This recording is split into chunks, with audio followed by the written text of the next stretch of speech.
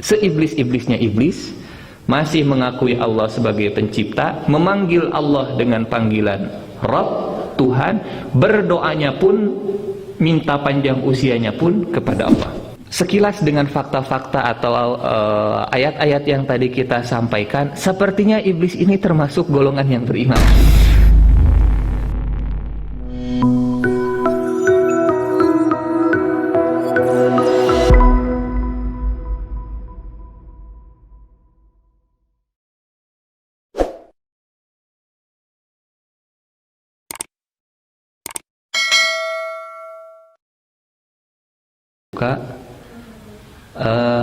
Surat Al-Hijr, surat ke-15, ayat ke-32, 32, 33, 34, 35, 36 dan seterusnya.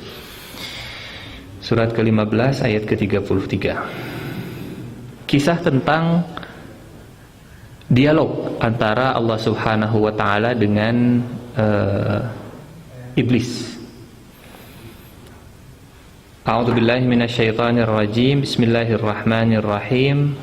Qala ya iblisu ma laka alla takuna ma'as sajidin. Kata Allah kepada iblis, ya iblis, wahai iblis, ma laka alla takuna ma'as sajidin. Apa yang menyebabkan engkau tidak ingin bersama-sama dengan orang-orang yang sujud? Ketika Allah perintahkan kepada seluruh penghuni surga untuk sujud, semuanya sujud kecuali iblis. Kemudian iblis menjawab di ayat ke-33, qala lam akun li asjuda li bashar khalaqtahu min salsalin min hama'in masnun. Kata iblis, saya tidak mungkin sujud kepada makhluk, kepada manusia yang engkau ciptakan dari salsalin min hama'im masnun, dari tanah intinya. Kata Allah, qala fakhruj minha fa innaka rajim. Keluarlah engkau wahai iblis darinya, dari surga, fa innaka rajim, maka sesungguhnya engkau termasuk yang terkutuk. Wa inna 'alaika la'nata ila yaumiddin, dan sesungguhnya kamu akan mendapatkan laknat sampai yaumuddin. Kemudian di ayat ke-36 kata iblis, qala rabbi, wahai Tuhanku, fa'anzirni ila yaumi yub'atsun, tangguhkanlah, panjangkanlah usiaku, ila yaumi yub'atsun, sampai hari dibangkitkan. Iblis minta panjang umur kepada Allah Subhanahu wa taala. Kemudian kata Allah, qala, jadi satu ayat, satu dialog.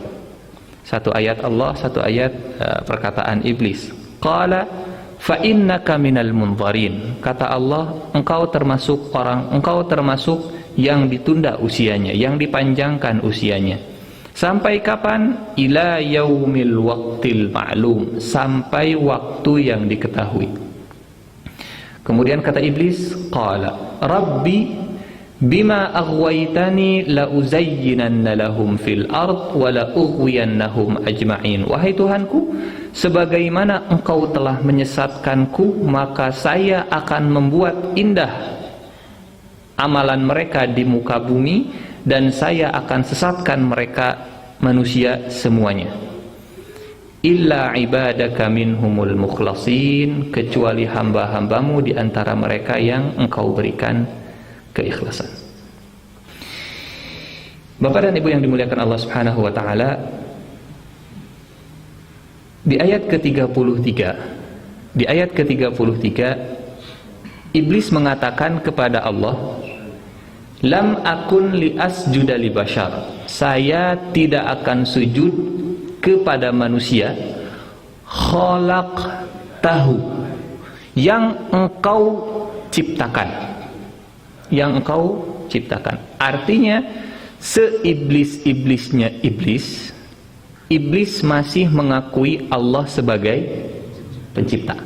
Satu, Allah diakui oleh iblis sebagai pencipta. Ini satu. Khalaqtahu min salsalin min hama'im masnun. Kemudian di ayat ke-36, kata iblis, qala rabbi. Iblis memanggil Allah dengan panggilan Rabb, Tuhan. Seiblis-iblisnya iblis masih mengakui Allah sebagai Rabb, mengakui Allah sebagai pencipta, mengakui Allah sebagai Rabb. Kemudian masih di ayat ke-36 iblis mengatakan, wahai Tuhanku Rabb, fa'anzirni, tolong tangguhkan usia saya.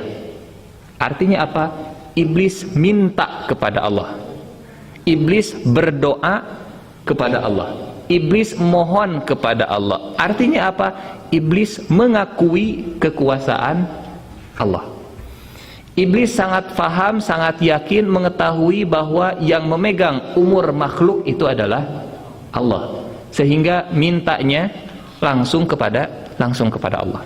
Seiblis-iblisnya iblis masih mengakui Allah sebagai pencipta, memanggil Allah dengan panggilan Rabb, Tuhan, berdoanya pun, minta panjang usianya pun kepada Allah.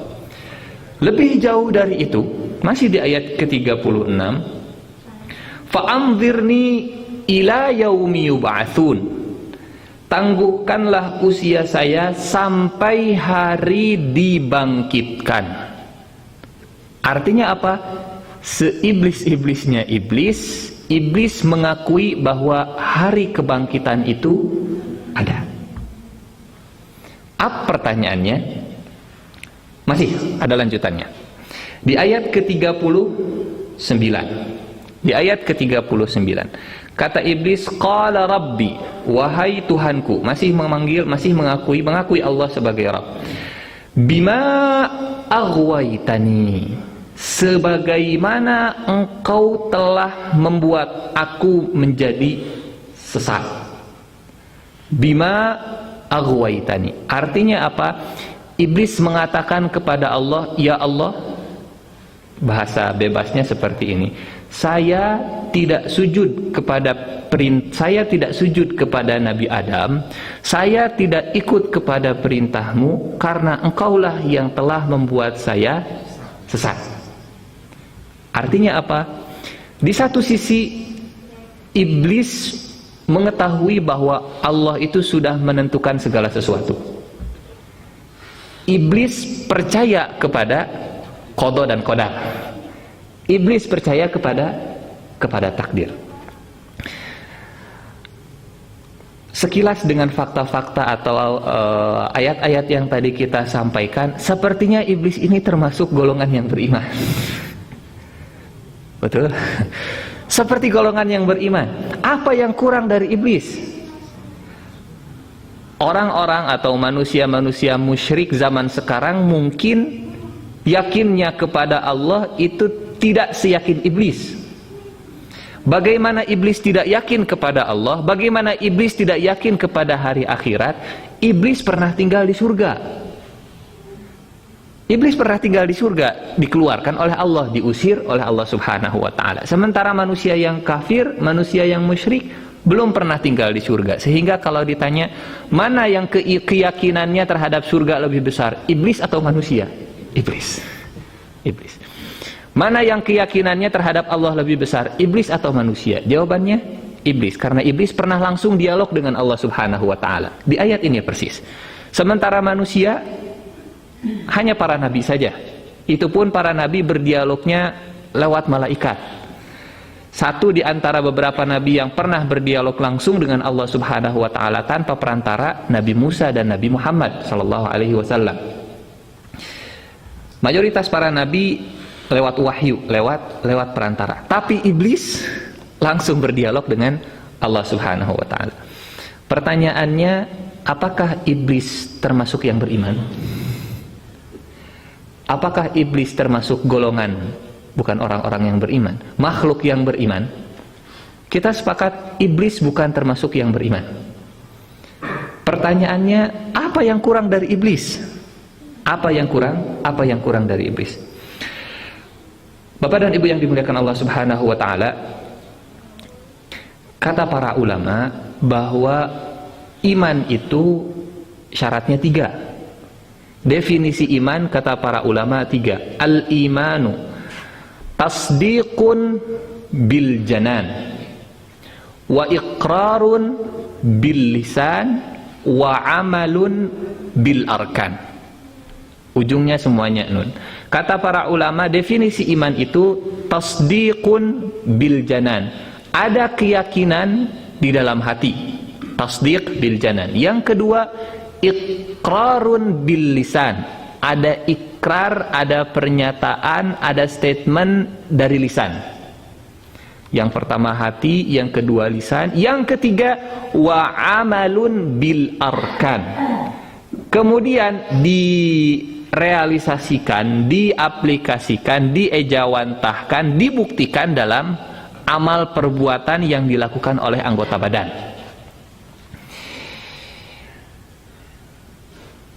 Hilang satu dari 3 syarat ini, hilang satu dari 3 hal ini, maka hilang juga sifat keimanan seseorang. Contoh, lidahnya, lisannya mengucapkan keimanan kepada Allah. Amal perbuatannya seperti orang yang beriman. Artinya sholat dia sholat, zakat dia zakat, haji dia haji, dan seterusnya. Tapi ternyata di dalam hatinya dia tidak meyakini apa yang dia lakukan, dia tidak meyakini apa yang dia ucapkan. Apakah orang yang seperti ini disebut orang yang beriman? Bukan. Orang apa namanya? Munafik. Lidahnya ngomong saya Islam, hatinya tidak meyakini kalau saya ini Muslim. Jadi beda antara apa yang diucapkan, apa yang dilakukan dengan apa yang ada di dalam hati. Ini munafik. Kemudian hatinya meyakini Islam. Perbuatannya seperti Islam perbuatannya, tapi tidak pernah terucap dari lidahnya kalau dia adalah orang yang beriman. Artinya tidak pernah dia mengucapkan kalimat syahadat. Kalau ditanya, kamu yakin dengan ajaran Islam? Yakin. Kamu melaksanakan sholat misalkan, walaupun dia tidak tahu bacaannya. Kamu melaksanakan zakat? Bayar zakat, bayar. Akan tetapi pernahkah Anda bersyahadat? Misalkan dia bukan berasal dari orang tua yang muslim, keluarganya keluarga non-muslim. Ketika ditanya, apakah Anda pernah bersyahadat? Belum. Ada hal yang kurang. Terlebih syahadatnya adalah syahadat asyhadu an la ilaha illallah, mengakui Allah sebagai Tuhan dan mengakui Muhammad sebagai Rasul. Yang ketiga, hatinya yakin kepada Allah, yakin kepada hari kiamat, yakin bahwa Allah yang mengatur rizki, yakin bahwa Allah yang mengatur usia. Lidahnya mengakui, sehingga berdoanya selalu kepada Allah Subhanahu wa ta'ala. Lidahnya mengatakan, Allah, Engkaulah Tuhanku. Tapi dari sisi perbuatan, nol. Dari sisi perbuatan, nol. Artinya perbuatannya tidak menunjukkan kalau dia adalah orang-orang yang beriman. Apa bedanya dengan iblis? Atau iblis termasuk golongan yang mana dari 3 golongan tadi? Kalau kita analisa, kalau kita perhatikan dari 3 syarat keimanan, iqrarun bil lisan, wa tasdiqun bil janan, wa amalun bil arkan. Hati, lidah, amal. Merujuk kepada ayat-ayat yang tadi kita bacakan, yang kurang dari iblis bukan keyakinan hatinya. Yang kurang dari iblis bukan ucapan statement dari lisannya. Yang kurang dari iblis adalah amalnya. Perbuatannya tidak menunjukkan kalau iblis ini makhluk yang beriman. Sehingga apalah manfaatnya iman seseorang kalau perbuatannya tidak menunjukkan kepada keimanan. Jadi ada perintah dari Allah, sujud. Perintah dari Allah, sujud. Iblis mengatakan, engkau Tuhan saya. Engkau memang menciptakan Adam. Engkau memang menciptakan saya. Iblis mengakui bahwa dirinya makhluk. Allah menciptakan dirinya. Kata iblis di ayat yang lain, khalaqtani min nar, engkau ciptakan saya dari api. Iblis mengakui Allah sebagai pencipta, iblis mengakui Allah sebagai Tuhan, akan tetapi ketika datang perintah sujud, iblis mengatakan saya tidak mau sujud. Apa yang kurang dari iblis? Hatinya? Tidak. Lisannya? Tidak. Apa yang kurang? Amalnya. Amalnya. Pertanyaannya, dengan amal inilah kemudian Allah Subhanahu wa taala memvonis iblis sesat. Memvonis iblis sesat.